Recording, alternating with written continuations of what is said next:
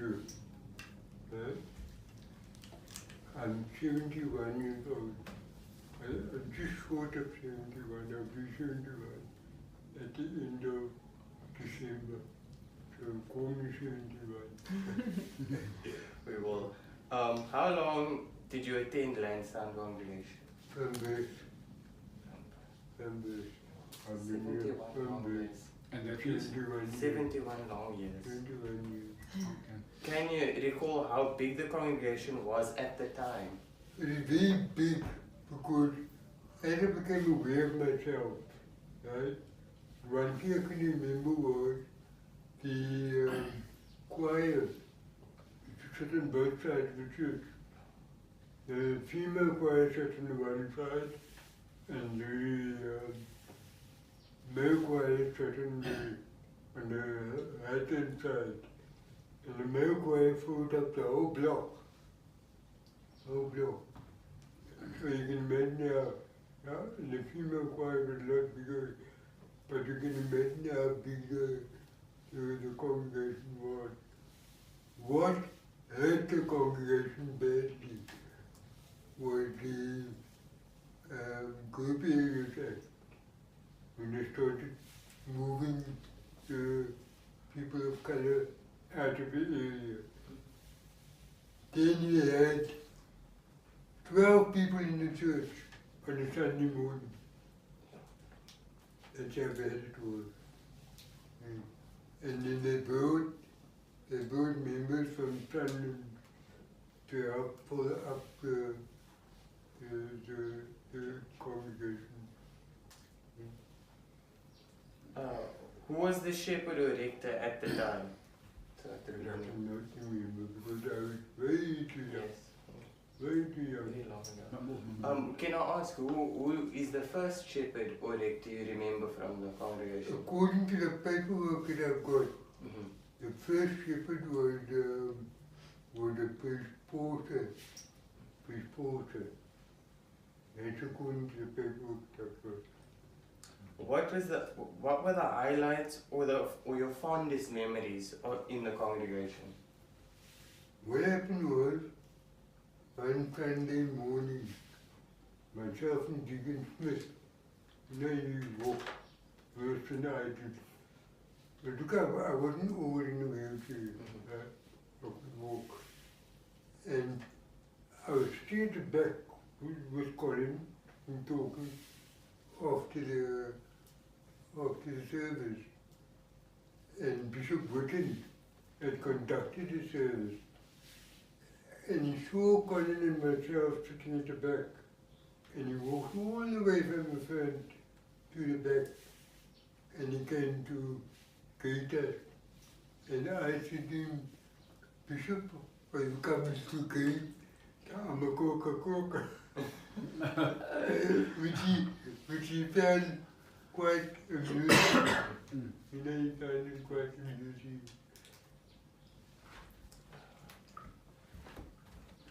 Is there anything else you want to mention about the congregation? Well, I can tell you that the members that they refer to as the pioneers, the brother, the assistant brother Lennox, that they call the pioneers, those are my grandparents. They weren't very interested in it to me they were my grandpa. And the other thing, Elder Martin, that was the rector twice in the congregation. He's my uncle. Do you have the roots in the congregation? I can tell you certain things about how the bowling and stuff was innovated, but it's not really. I won't go into it. But I will tell you that in the old days, the priest used to sit in like a half moon behind the altar. All the way around? Yes, just like a semicircle behind the altar. and the priest used to sit in this half moon. And when they did the first alteration to the church, they closed that half moon up. And that is the store that you see in the West End. Yes. That now, that was where the the half half moon moon. was. Yeah. So they made a lot of changes to the church, to the building. Yeah. That was one of the first alterations. The next alteration was when they built the toilets from outside into the wall, like it is now. I can go a bit further, I won't go into too much detail. Thank you so much. Yeah. I actually learned a lot. I just want to ask you, what exciting events took place in the congregation while you were serving? I'll tell you what it is. I was confirmed by the district apostle good. And ever since, I've never seen the district apostle perform the confirmation in this congregation again. So that's why I was remembered quite well, because it was what I seemed to be confirmed by the district apostle, and it's never been done again. Not here in the congregation. Because I kept particular note of it, you know. So that's one of the highlights that I can remember. imagine. Thank you. Okay. My name is Arnie Arnold Hollander, and I'm 67 years old. During which period did you attend Lansdowne congregation? I attended, if we're looking at age, then I attended from a baby to 24 years old in the congregation. That is 1956 and 24 years on. Can you recall how big the congregation was while you were there? Yeah, if I could say from about 6 years old that I probably could recollect, we were a big, strong congregation in numbers, probably about 100, 150. That time it was a big congregation, because many came out of the congregation and moved to other congregations. But when I look at the time when I was 24 years old, we were probably 25 on a Sunday morning in the congregation due to people moving away and removals of people. So they moved to other areas, and the congregation fizzled out quite a bit. Can you tell us about your time in Sunday school and when you were in the youth? Sunday school was a nice period, because before the congregation became smaller, the amount of children in the Sunday school classes was quite big. And I remember being a child, I picture how we used to sit in the bench in the congregation, and we would have about 6, 7, 8, 9 children sitting in one bench. And one of the things that I must recollect is we had a brother there. He wasn't 100%. I don't know what is the modern term that you must use for somebody, and he was probably about 70% positive upstairs, and he would sleep during the divine service. And then we would jump up and shout "Amen" in his ear, and he would wake up and shout "Amen," and the officiant was still serving. And we would laugh, and okay, we won't say what happened at home when you got home. But I remember those things, and I remember small things that today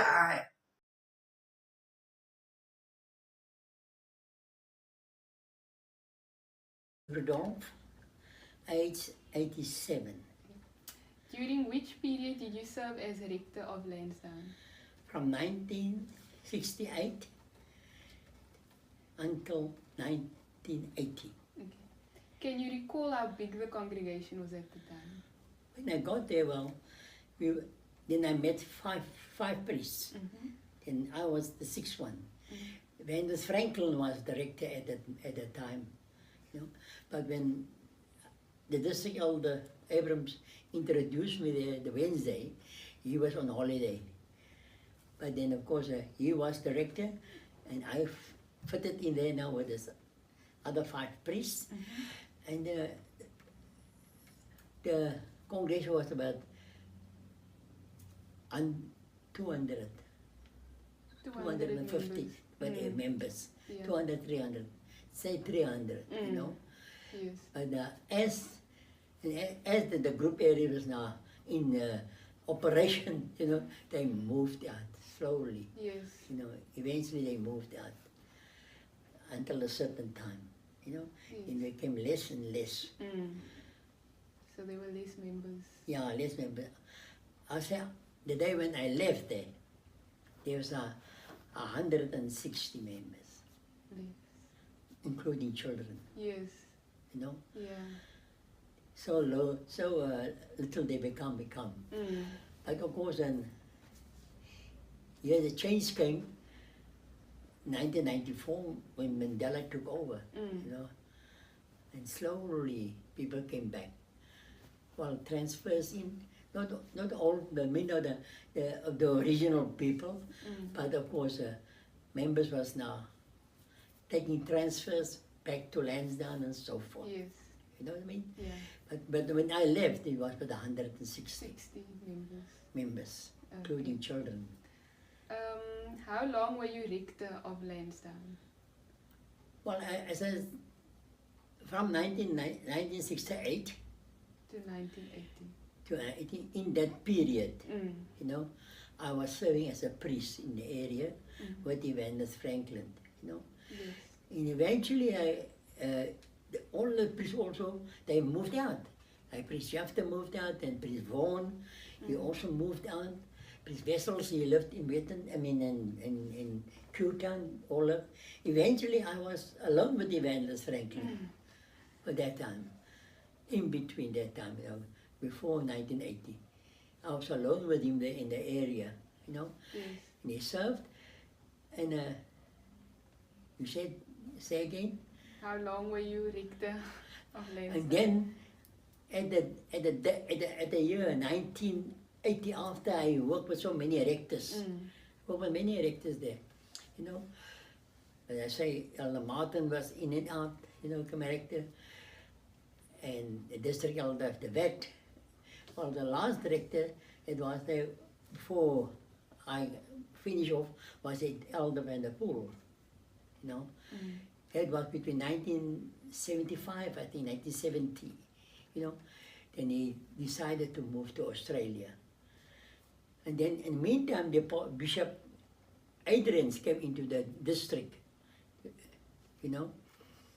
And at that time, when he left, 1975, the Elder Van der Poel, the bishop came back and he said to me, Morris, you will become director.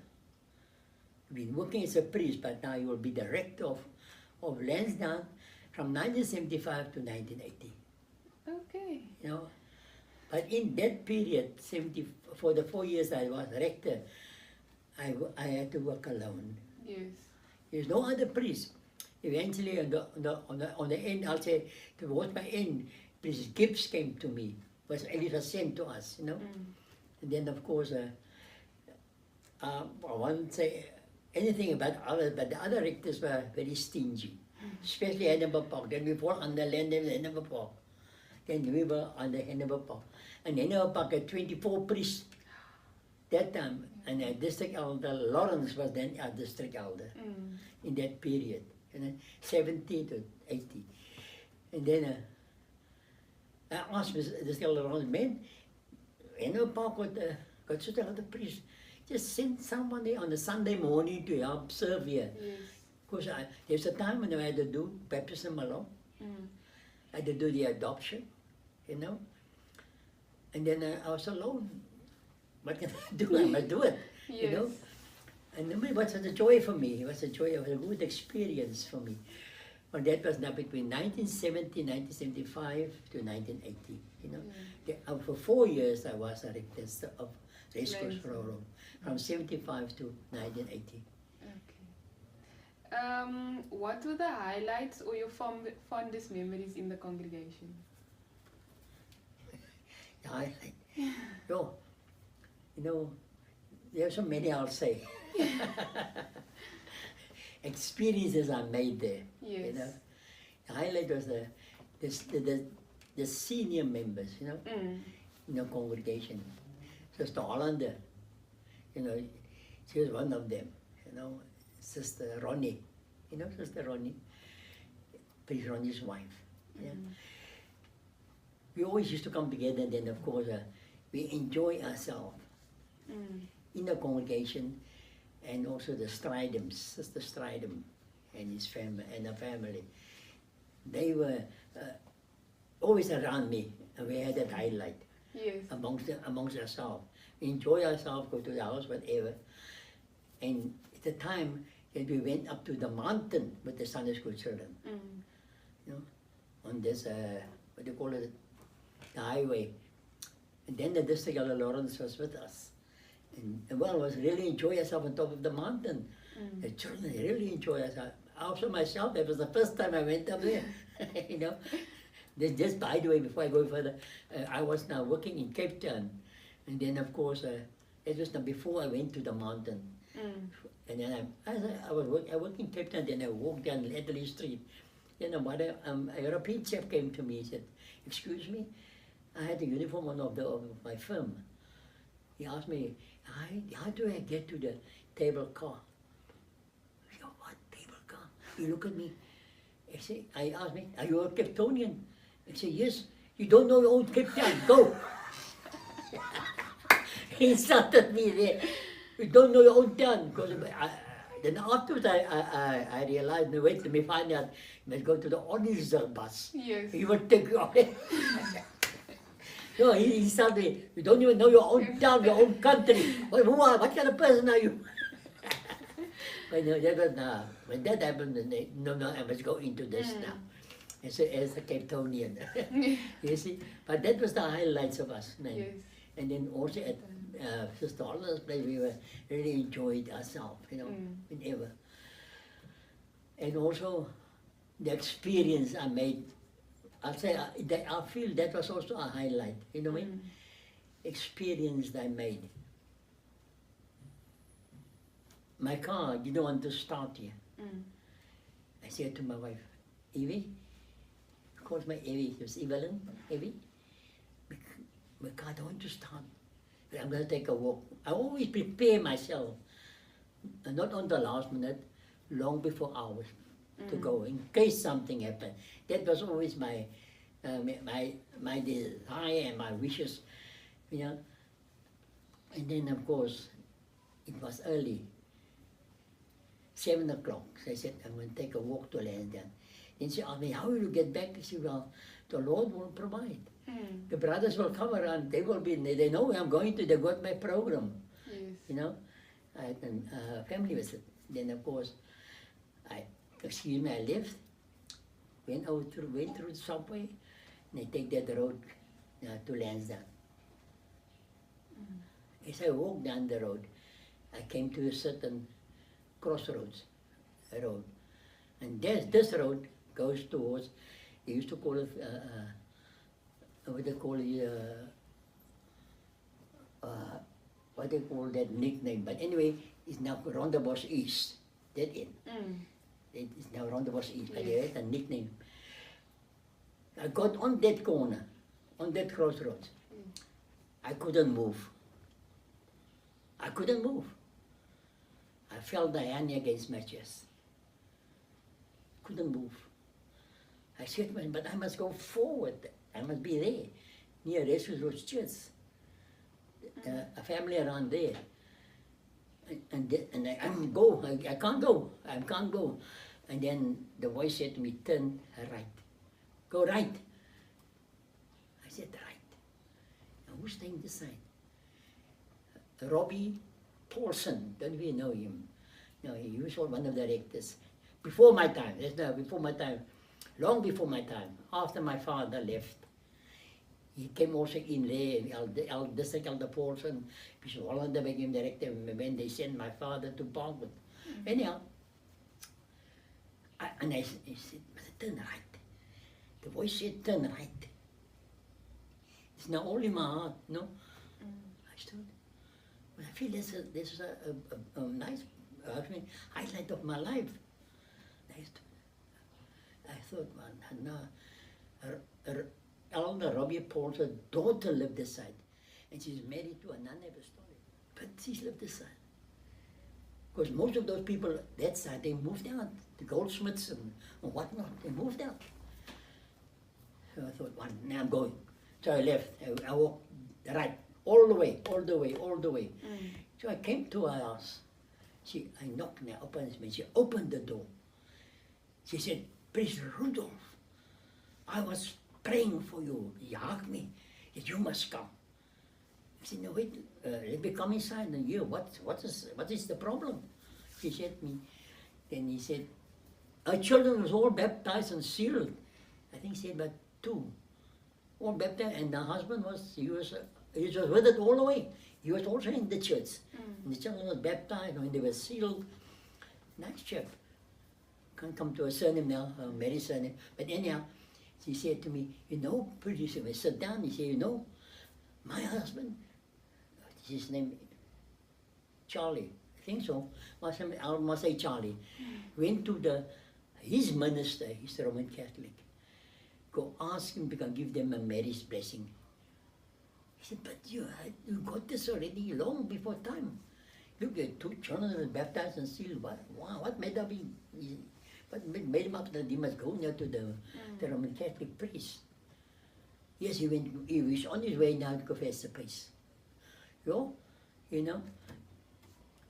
He says, all right, what's her name? Anyhow, we'll say her name was, what is your name? Jessica. Jessica, you say her name is Jessica. Say, Jessica, when he comes, I'll sit in the children's room. And I'll hear everything what will be the conversation about, and if he comes to the highlight, I'll say, of the faith, I will come out, and I will have a chat with the minister. And they said, and he came there, he greeted. You greet him. Say, you greet him nicely. I also greeted him when he came in. When sit in the room. He said, no. Then he said to her, your husband have come to me to give you the marriage blessing. And then she said to him, but we already received the marriage blessing a few years ago. And the children already baptized and they've been sealed by our apostle, by our ministers. He said, but now he asked for it and what? Then I got up, I came in.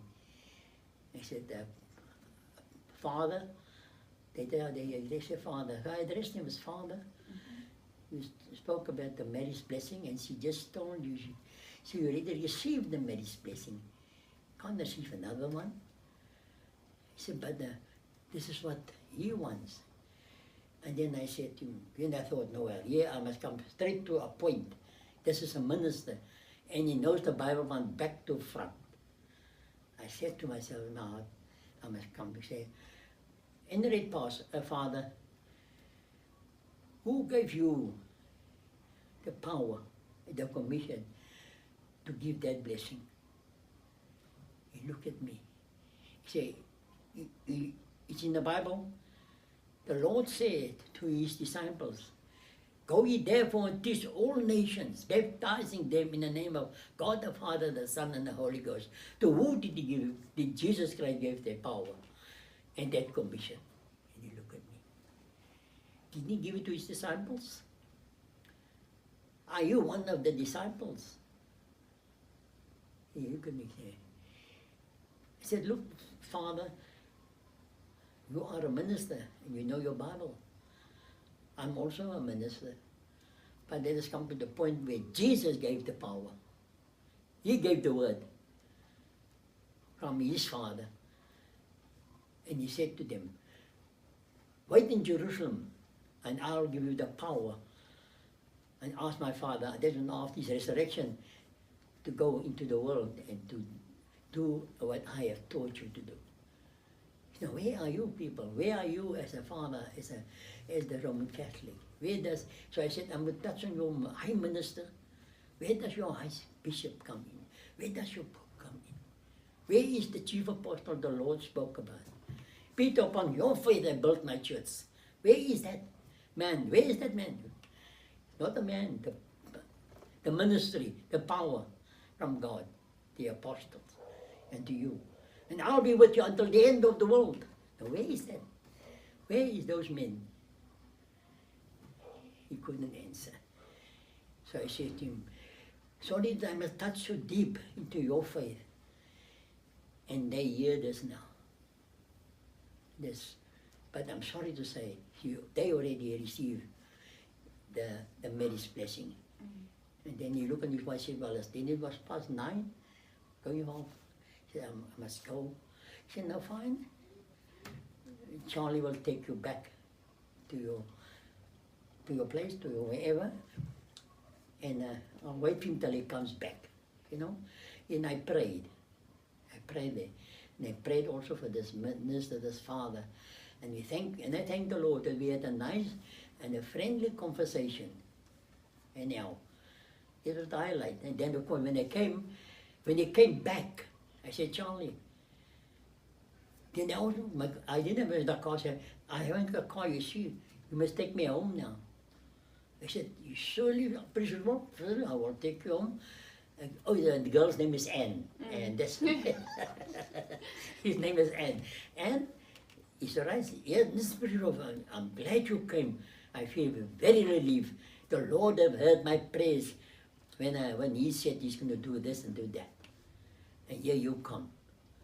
I said, well, I must tell you the experience, but I'll come again. We'll take some more time. And he took me home. In the car, he said to me, President, I didn't know that. What you said to the Father, he couldn't answer you. He couldn't answer you. You were straight to the point. And now I believe that the apostle ministry is the ministry that will give us salvation through Jesus Christ. Say, that's right. He brought me up till here, you know.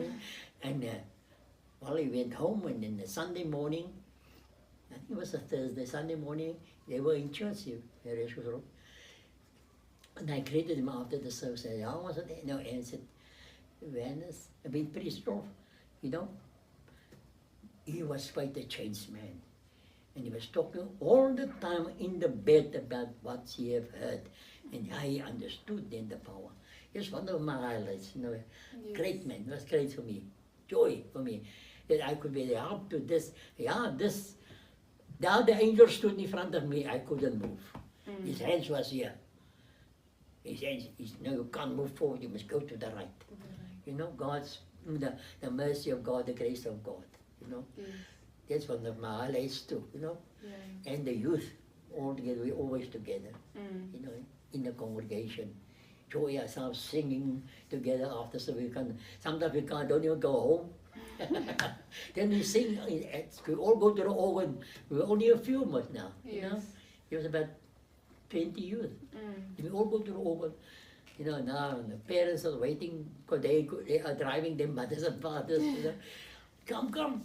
Then the mothers and fathers will say, all right, leave, man, let them carry on. But they're singing. And eventually, that's always on the Sunday afternoon. Then 7 o'clock, past 7, then we all go home. You know me?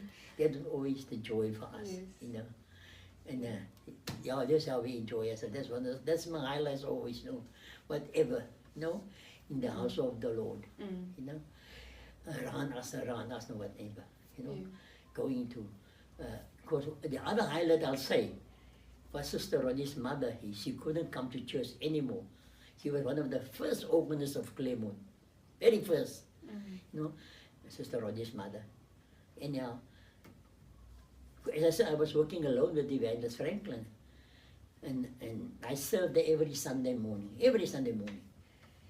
So she asked me, "Priest, you must come serve me every day." I said, "No, it's a joy for me, I will come." But that particular Sunday morning, I couldn't make it. But I sent a message to Sister Ronnie. She said, "Ronnie, I won't make it to come serve Mommy, but I'll come tomorrow night. I will be there tomorrow night." Some sort of in her mind, she couldn't understand about what I said, to accept it. And then when I got there the Monday night, I dressed myself as a priest. My black uniform, as I say, my black tie, whatever. I went to then they live in just opposite the Kenilworth Center on the side street there. And when I got there, "Priest, I've been waiting for you." I say, "Ma, did you got the message?" Yes, afterwards, then she said, "Ma, I told you was the priest said he'll come tonight. He was very busy." She said, "Oh yes, priest, I remember. Oh yes, priest. You priest are very busy. At the moment, you are the only priest with Evangelist Franklin." And he was also busy. So I served her that night. She enjoyed herself. I enjoyed myself with her. You know, she was so happy and joyful. I could take a look at me with Sister Ronnie. And the children, Priest Ronnie was on his way to Yorkshire. He was a priest in Britain, you know. And I enjoyed myself there. You know, it was so lovely. We could sing hymns there, you know. I really enjoyed my evening at night. The highlight was great there, you know. And she was so happy. She said, "Thank you, priest. Thank you, priest." So I want to question my daughter again. Should something happen, you can't make it. Something else? No.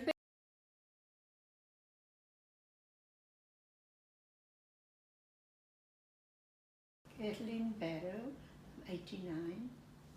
How long did you attend Lansdowne congregation? We are 30 years now. 30 years. Can you recall how big the congregation was at the time? It wasn't a very big congregation, but I remember Priest Koopman was here at the time. Yes. Who was the shepherd or the rector at the time? It was, the rector was Neville Hendricks. He was evangelist at the time, but he was our rector. What were the highlights or your fondest memories in the congregation? Singing in a choir and be with my friends. What exciting events took place in the congregation? For the 50th anniversary of the church, we were in a car park and it was very nice. Is there anything else you want to mention? We had such a lovely service that day and a lovely come together afterwards. And then Dawn left her bag in the church with her purse, not knowing that the purse was there. When she went there, her purse was gone. Because some begies walk in the church while we were at the back end. And they took her purse. But funny enough, she got her purse back. Someone took the money out and put it in the back of the taxi, the bag. Not all. That was not so nice. Yes. Yes, that's a nice time, and then that happened. Thank you for answering the questions. Thank you very much.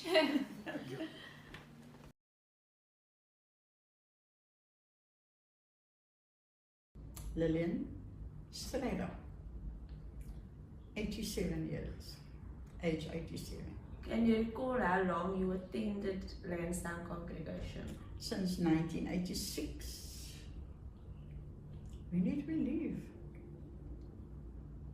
Karen? Wanneer het ons uitgetrek het na Pine en so? Al dat me. I'll make it 6 years ago. 3 years. No, it's wrong. Say 5 years ago. 5 years after 1986.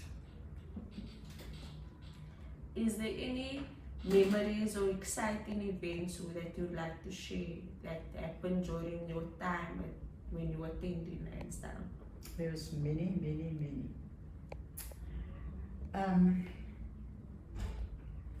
From its inception, Lansdowne was a big, vibrant congregation. Does I speak to you? Oh. Until the harsh group areas laws forced people to move out of Lansdowne because of the color of their skin. That left the congregation empty like ghost town, with no children, only a handful of choir members, of which I was one. My worst nightmare was Christmas, when choir members decided to visit other congregations. Many members from other congregations then visited Lansdowne. Thankfully, the choir leader always invited the visiting choir members to join our choir. While they did so, it was lovely. I remember a family transferring out of Lansdowne. I was so sad and thought, gosh, we are so few and you are leaving in these bleak times. In these bleak times of the congregation, we would see our light-skinned fellow members walk past our church to their white congregation Sundays. It was a long walk, but they did it. Then the group areas fell. I remember standing on the church steps one Sunday morning when a family, parents, 3 sons, 4 daughters, came walking towards the church. What a beautiful sight. It is Ed Peterson and his family, one who was a late Shirley Classen. From there on, more and more families transferred into the area, was once again open to all who went to Mitchell's Plain, now bought houses from previous white owners, who then exited to the northern suburbs, including rectors and priests of Sunlands. Soon Lansdowne transformed to its former glory. The lean years were gone. Life came where children were seen playing in the streets. Again, various rectors served in Lansdowne. One in particular concentrated on the size of the choir. Apostles, just a moment. One in particular concentrated on the size of the choir, with the result that the whole one side of the congregation was choir. Apostle Stevens became our area apostle at one time, and whenever he was booked in Lansdowne, was always awestruck by the size of the choir, and he in turn told his other congregations in his care of Lansdowne's choir. Beautiful memories of a growing orchestra, beautiful children's choir, lovely congregations, lovely seniors, the best. I still and will always feel part of this blessed congregation who has so many blessed stalwarts. That's my return. Is there anything else you'd like to add? Yes, many. Yeah. Propane. We had a brother who cleaned the church regularly, Brother Andrew Payne. He took it on himself to clean the church and did it every Wednesday, every Thursday. He put polish. Wanneer het hy polish op die vloer gesit? Every Tuesday he put polish on the floor. And Saturday he would shine it up. When you came to service on a Wednesday, you could still see the polish on the floor because he had just applied it. Saturdays he shone it up. One day, I said to him, Broek Payne, hoekom koop jy nie liquid polish nie? Het was vinniger en beter. And he said to me in his voice, moenie jy vir my praat van polish, liquid polish nie, ek gebruik net koolbrand. He was a good advert for koolbrand. And he used to wet the garden sometimes. But when I retired, I decided to do gardening. And I asked Vanessa Millman she minds if I work in the garden. And she said, not at all, Auntie Lily. Shepherd said everybody can work in a garden. And I started a garden. And Brother Payne looked at me as if I'm mad. He really thought I'm off my nut. And when the garden took and it looked good, when I would come, then he's watering as if it's his garden. And he said to me, then he would tell me, ek klaar water is gesonk. And so it went on until different director came and dug up everything. That's the end of that garden. Okay, thank you for your time.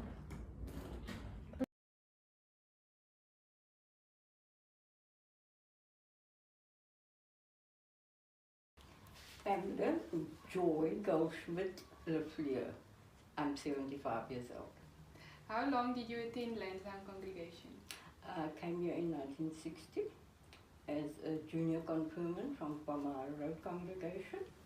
Was confirmed on Christmas Day 1961. Yeah, and then I stayed till my wedding in 1968. Went up to Palmyra Road again. Yeah.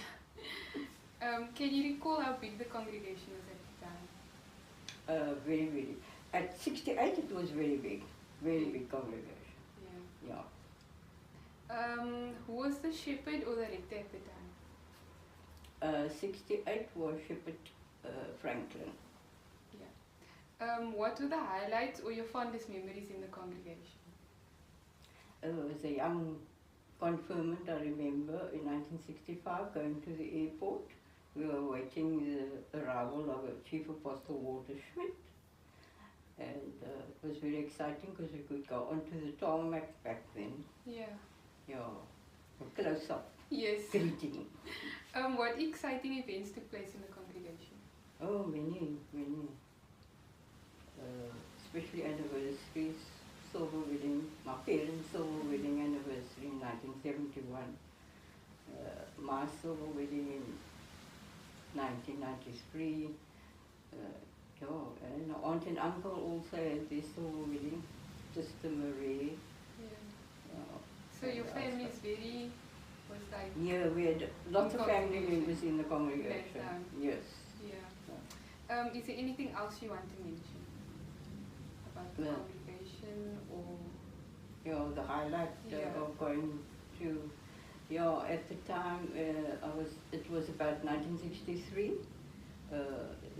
Evangelist Ivan Thomas was the rector of the congregation, and he had asked me to come along to babysit one evening because he was going to have the Apostle Budden at his home.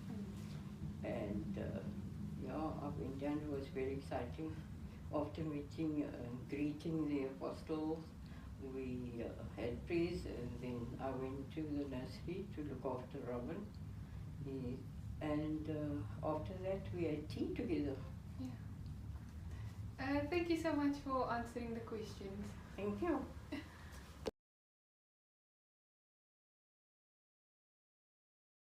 My name is Edwin Dodgen. My age, yes, 70. I will be 71 in April 2023. And thus far, enjoying good health.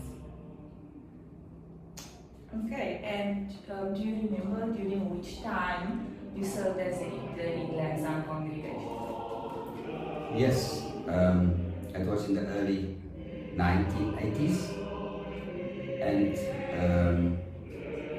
I was in there as an evangelist from Silvertown congregation, where I assisted the rector of Silvertown. And I was, besides Lansdowne congregation, Elder Martin was the rector of Yorkshire congregation and Lansdowne. And when the Elder Martin retired, I didn't have to take over both congregations, Yorkshire and Lansdowne. So that time we had 2 services on a Sunday. So it's the Sunday morning in Lansdowne and the Sunday evening in Yorkshire, or vice versa, you know. But I had to just alternate between the 2 congregations until such time when the apostle could make a change and put a rector in Lansdowne, and I had to carry Yorkshire on its own. Okay. And do you recall how big the congregation was at that time? The congregation was over 200 members, and it was always full. It's a nice congregation. There was a lot of members, and then after a time, the congregation started getting a little bit empty because it was split between the congregation, Brockers Road, as they called it. Many went there, and some went to Yorkshire at the time. Okay. And how long were you rector for in the congregation? I was rector in the congregation for about 4 to 5 years, like I said earlier on, from the early 80s to late 80s. And who was the apostle of that time? The apostle at the time was the Apostle Hendricks. He was the apostle at the time. And 2 or 3 years into it, Apostle Hendricks was placed into another apostle area, and the Apostle van der Merwe was ordained, and he got this new area. And I didn't work with the Apostle van der Merwe.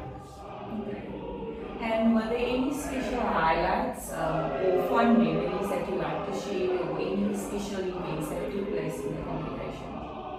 Oh, yeah, sure. I remember at the time when the district apostle Graf, which was the district apostle at the time, he came to visit Lansdowne congregation. So of course Yorkshire came over to Lansdowne, and obviously it was quite a worry for me, because there is enough seats for the members, and I was inside in the hall, and then they said there's no more seats. There's no more seats, and we sent a truck. In fact, it was a bakkie. One of the members of the bakkie, and they sent it to Yorkshire. We went to fit some chairs, and we filled the back of the congregation with chairs, and in no time those chairs was also taken. So it was time for me to go into the vestry now, because the second apostle Barnes at the time was the bishop. He was the bishop of the area, and he called me. He said, "I must come inside." And I went inside, and I greeted the second apostle Graf, and he asked me, "How does it look inside?" So I said to him, "The second apostle, it's full." I said, "We got some chairs and some benches, and members is sitting in the foyer, but we're looking for more seats." So he said, they don't need to worry, because I'm going to stand all the time, so they can also stand. So he put me at ease, because I was already so on my nerves, at the time. Church is packed, it's not enough seat, but put me at ease, don't worry, And when he commenced the service, when he commenced that service, he said to the members, the directors, said that there's many of you standing in the back, but don't worry, I will also stand for most of the time.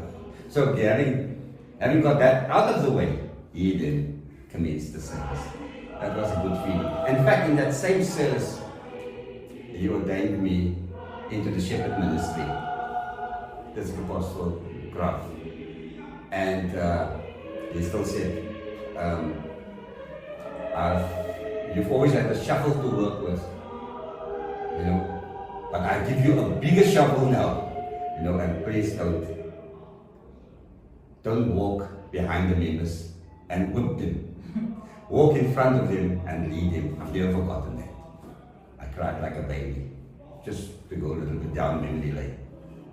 Yep. Okay, thank you for sharing that. And is there anything else you would like to share during your time? Yes, there was an old sister, I can't get to her name now. It was one of the oldest sisters in the congregation, and she's been there since also young, you know, with the parents. And at the time, she was already in the 70s. I just can't get to the name. That sister, it's almost like that sister uplifted me when I kept services in the congregation. You know, and she will look at you, stare at me, and when she come up to greet, then she will say, Victor, I've prayed for you. I've prayed for you. There was someone that wanted to disturb you, but I prayed him away. And my heart just went like, when she used to come in front, and there's many a time that when I stand by the water, I just look at her, you know, and then of course I just felt peace. That was so special for me. And somehow that's just on my tongue, it will come, but it doesn't matter. You know, that was special for me in Lansdowne. Well, thank you for sharing all your memories with Fine. us. Sure, thank you very much, and all the best to you. Thank you. Enjoy the day further. Thank you.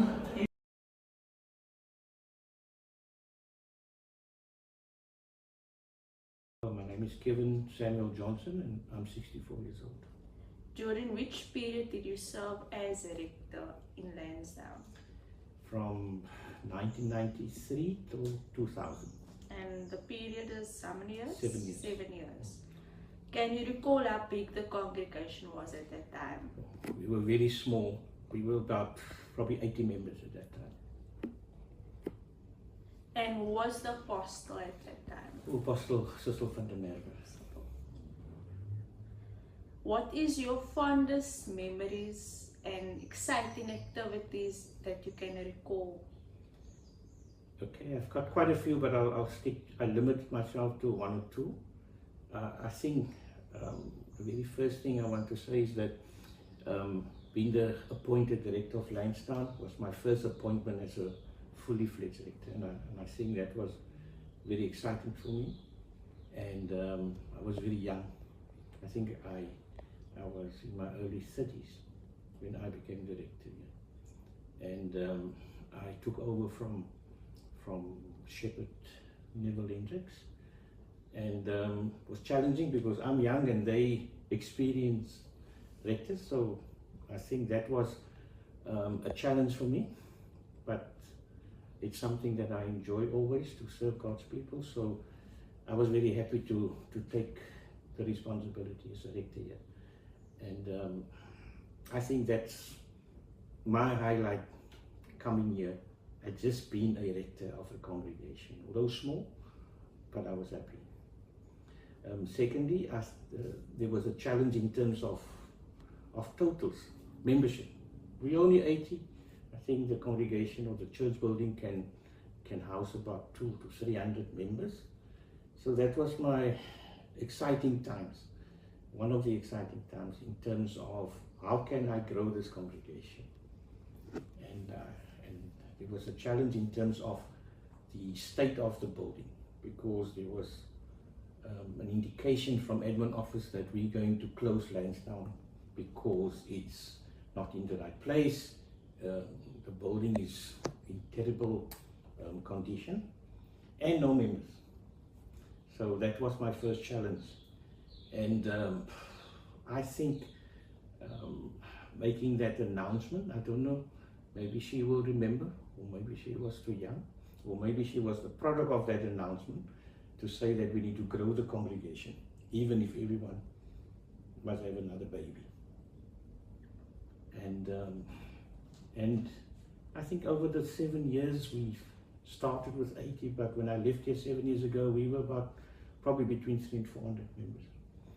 And growth is very challenging because this is a migratory congregation. You know, the members come in, they get married, they come in, they buy a flat.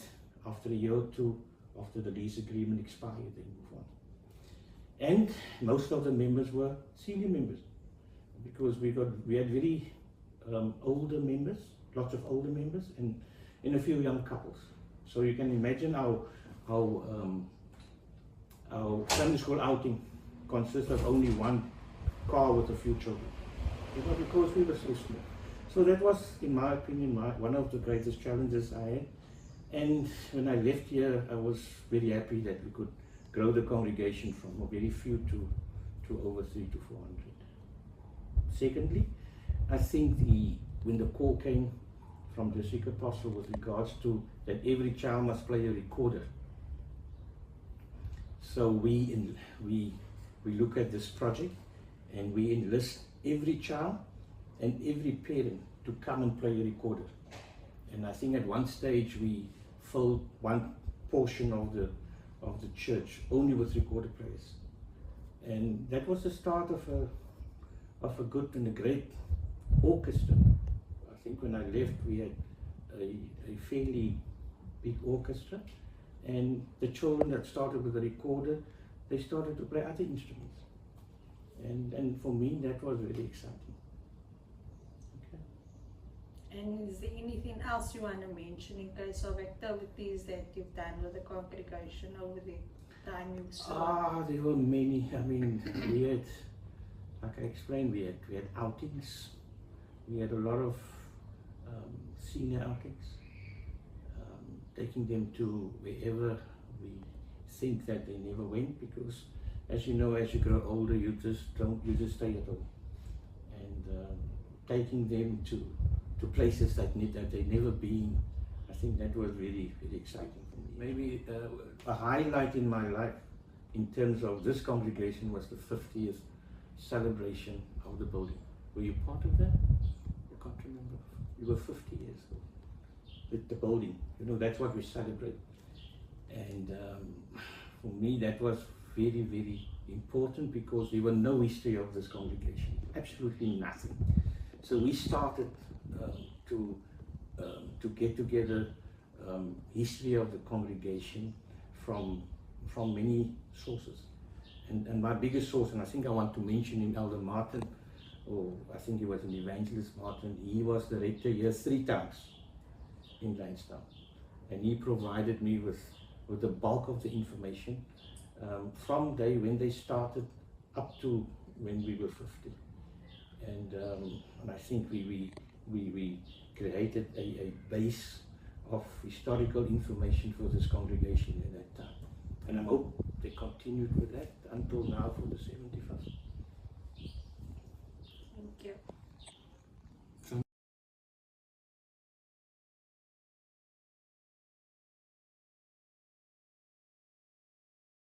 So it's Robin, Arthur, Justin, Hendricks. Blame my parents for that. That is a very long name. Okay. I'm not going to repeat it because I might get in trouble now. I understand. And you want to know how old I am? Yes. I'm 63 years old. And you need my date of birth? You can give that, yes. It's the 18th of July, 1959. Nice. So, Robin, Hendricks, or do you want me to call you No, no, you call me Robin. Okay. Most people do nowadays. They seem more comfortable with Robin than with Shepherd. Okay. Robin, during which period did you serve as a rector in Lansdowne congregation? Okay, I must remember, and I must get it right. So I was introduced into Lansdowne congregation on Christmas Day, 2001. And I can't quite remember the exact time that I left, but I left to go to Rylands, and that was in July 2008. Okay. So what's that? Makes it a total of 6.5 years. Yes. About it. Yes. That's normally what I remember, 6.5 years. Okay, okay. And can you recall how big the congregation was? Oh, Lansdowne was in a growth phase, that's the way I take it. I perhaps want to elaborate a little because I had some history with Lansdowne. When the brothers brought testimony to me of the faith, they came from Lansdowne congregation. And at that time, now we're talking about 1982. And that time Lansdowne was, there was about 2 benches of members. That was during the group, still the apartheid time, and so the Group Areas Act was in place. And I remember although I attended, I think, my first service in Lansdowne congregation with the district apostle good, but when I started attending, I went to Yorkshire congregation, and the rector of Yorkshire congregation was the elder Nicky Martin, and he eventually became the rector of Yorkshire and Lansdowne congregation at that time. And the thing why I mentioned this, because there was a time at that time when there was only 2 benches of members. He actually said one day that congregation will be full again. And I had the privilege of coming at the time in which the congregation was in that growing phase, and they were, I think, just over 200 or closer to 200 members. So the congregation was virtually full. So, yeah, that answers your question, I think? Yes, It yes. was a long answer, but I warned you. No, you came eventually to the answer. Yes. And then, can you recall who the apostle was at that time? Apostle Stevens, he was our apostle for a long time. Okay. And what's your time in Lansdowne? Do you remember any highlights or memories that you were very fond of that you made in the congregation? Too many. In fact, I had to think about it quite a bit. I think for me, the joy of the congregation was that I came at a time, as I said, in which it was in a growth phase, and you almost want to imagine it as a garden that's coming into spring and the flowers starting to bloom. And for me, that's how the congregation, in that time, I was able to experience that. And if I were to perhaps relate it spiritually, it was especially when the members in the congregation, because that's the garden of the congregation, the members, the different, and how they started to come to the fore, and especially the members who were on the periphery, that they started to get involved in the congregation. And for me, that was, it might be a long story, but if you can always edit or cut me out if I'm talking too long. But in reflecting on it, it was, yes, I think when I came to Lansdowne congregation, there were a few priests, Priest John Summers, Priest Mervyn Koopman, Priest Trevor Maharaj, Priest Phillips. Trevor Phillips was also there. But during the course of, I think, the first or 2 years, the Priest Maharaj was ordained an evangelist and moved to Nova Park. Priest Trevor Phillips was moved to Tegenhoogte, and that almost just left the 2 priests, Summers and Priest Koopman. And if I recall, yes, I think it was, we then had ordination of priests, Dion Williams, Noel Crowley, Neville Saunders, and thereafter Angus Ardenser. So I think it was almost the new batch of priests that I had to work with that also contributed to the dynamics and the development of the congregation. The priest Schilder later was also, I think, later ordained, but he was of course quite involved with the music. You were a product of all those music activities. So, and I think that time Cedric Daniels, the late Cedric Daniels, was still the choir conductor. So that was as I said, as things developed, and especially I must perhaps mention this, it relates to the Apostle Stevens. He initiated a program called the Comprehensive Care Program, CCP, and that for us became quite an ordeal, because there was a lot of statistical things His idea was that every priest should think of himself as a rector and therefore develop in his section whatever is in a congregation.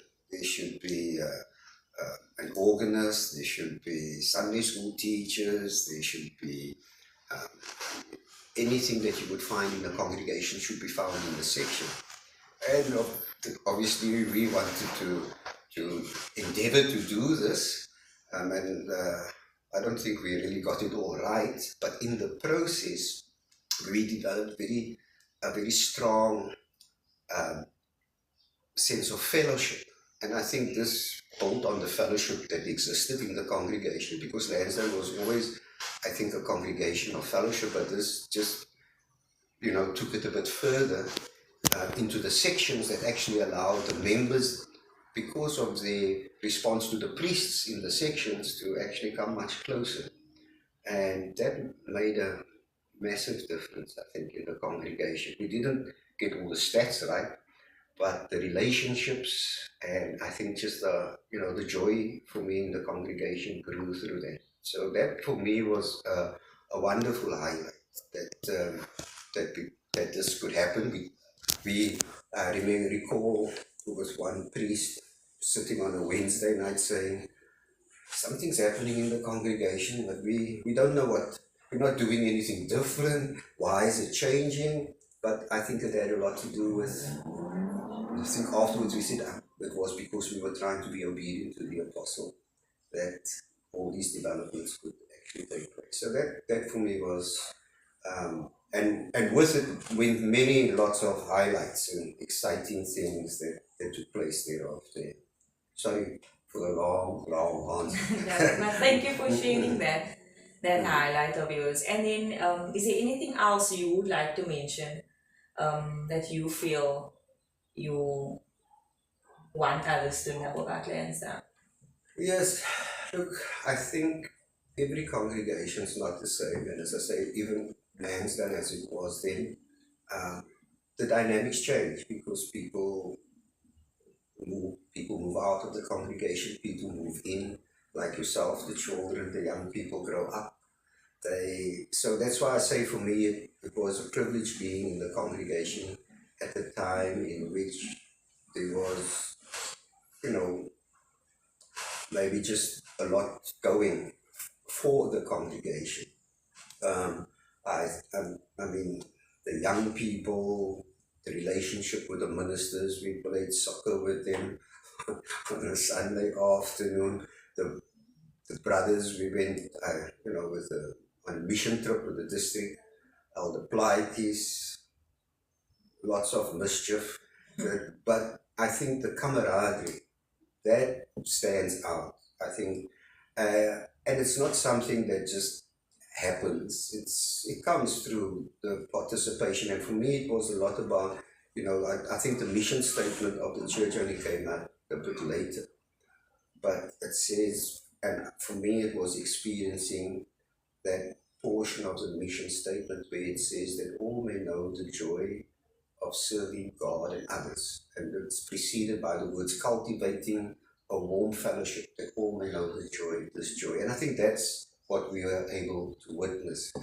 And perhaps in conclusion in that matter, and perhaps as an encouragement, for every rector, and perhaps for the members also, because sometimes it's not always easy. As a rector, you have an idea of what you want to do and things. But I remember when leaving the congregation, one of the last soul visits I did was to the late Deacon Alfred K. I don't know if you remember him. And his words were, to me, which I felt was very wise words, was that, I must phrase this correctly, all the things that happened in the congregation during this time or this period could only happen because God's children allowed it. And I think that for me was a key, that I could get the support, and especially, as I said, of the priests, of the ministries, of the ministers, the camaraderie that existed. through the mission trips, through the male choir that we used to have on a Sunday afternoon before lunch, where the brothers who didn't even sing in the choir, normally they would come simply because they liked to be together. I think that's important, and I think my concluding thoughts on leaving Lansdowne was that I could leave a congregation and say I gained a lot of friends, and I think that was special.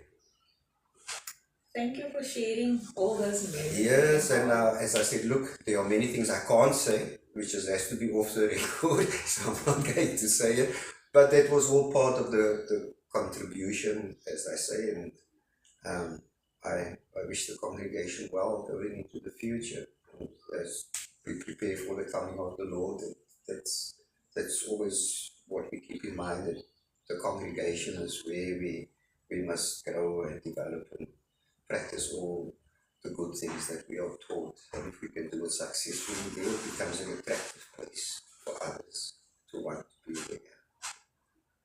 Well, thank you, Shipatimi. Robin, sorry. Okay, my pleasure.